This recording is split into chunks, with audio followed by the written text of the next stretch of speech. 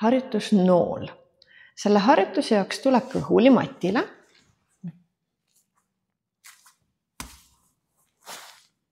Sinu jalad on taga pikad, sinu käed ulatuvad end puusude juurde ja otsmik hõljub mati kohal.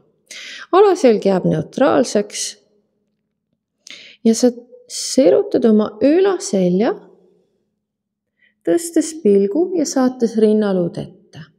Hõljuta käed mati kohale ja tõmba neid käsi taha kandade poole ning seejärel ulata end alla matile tagasi. Sa hakkad tõstma oma pilgu, rinnaluud suunama ette, käed tõmbavad taha, et sa saaksid tulla sirutusse ja siis sa liigud alla tagasi.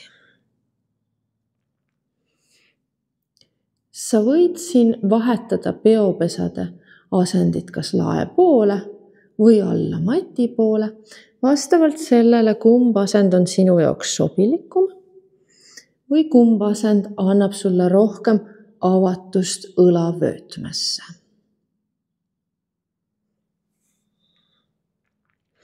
Minu jaoks on see peopesad allpool.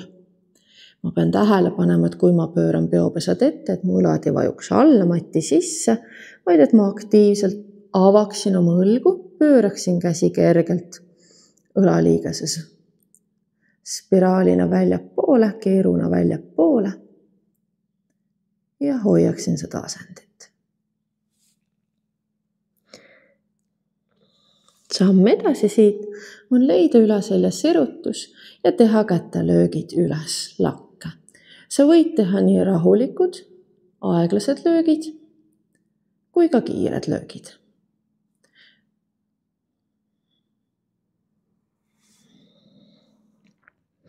See harjutus võib olla variant harjutuses 100, kus sa lööd kätega aktiivselt, hoides keha asendit ja proovid säilitada rahulikku hingamist.